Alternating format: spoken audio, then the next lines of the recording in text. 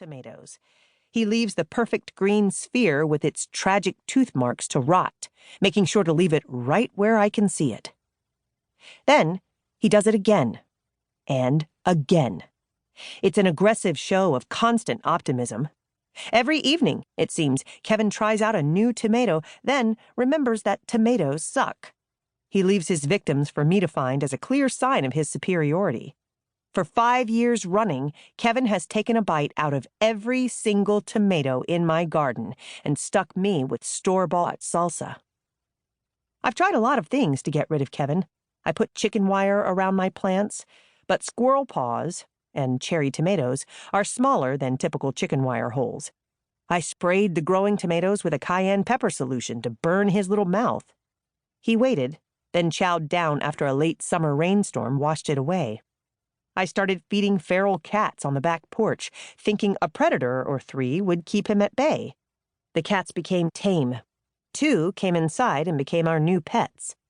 Kevin added cat food to his diet. One year, I tried the nuclear option. I planted no tomatoes.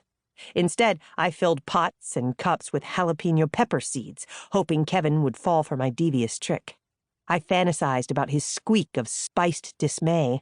I pictured a speedy squirrel retreat and the tears running down his furry cheeks. Squirrels can't weep, but I can dream. He never even tasted one. Neither did I. It turns out I'm such a bad gardener I can't even keep a jalapeno pepper alive. Many of my friends have heard the story of effing Kevin. Neighbors know about him. We now call every squirrel in the neighborhood by his name.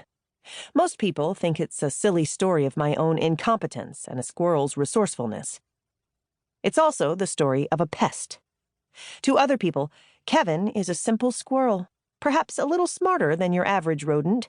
He's cute, fluffy, possibly even sweet. To me, Kevin is a constant headache. He makes me feel powerless and foolish. What kind of science-y person, what kind of adult must I be that I can't keep a squirrel away from my tomatoes? Every dead green orb seems to judge me, a silly suburbanite who can't keep a garden alive. And it's all because of effing Kevin. I have looked up the average lifespan of an adult squirrel. 6 years, give or take 2 or 3, and every year I cross my fingers that this is his last. Maybe this spring he'll come down with mange.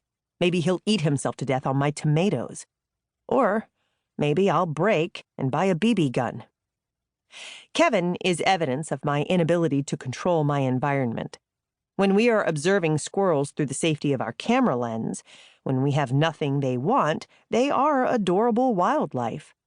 When they have the temerity to nest in our chimneys, move into our attics without paying rent, or use our gardens as an all-you-can-eat buffet, it's another story. Squirrel intrusions into our lives are also indicators of animal success. Species of squirrel hang out on every continent except Antarctica.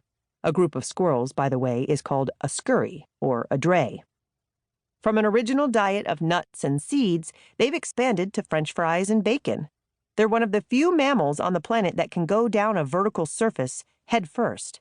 Most are scatter hoarders, burying caches of food for the lean times in winter.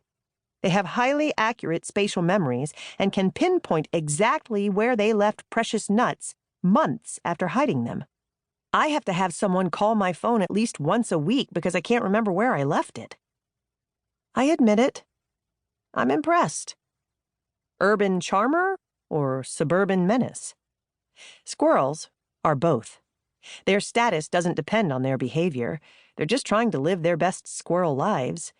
Instead, whether a squirrel is cute or a curse depends on how we see them. In some places, such as in Scotland, squirrels have gone from persecuted pest to a source of national pride. There, the red squirrel, Sciurus vulgaris, is native to the woods and glens.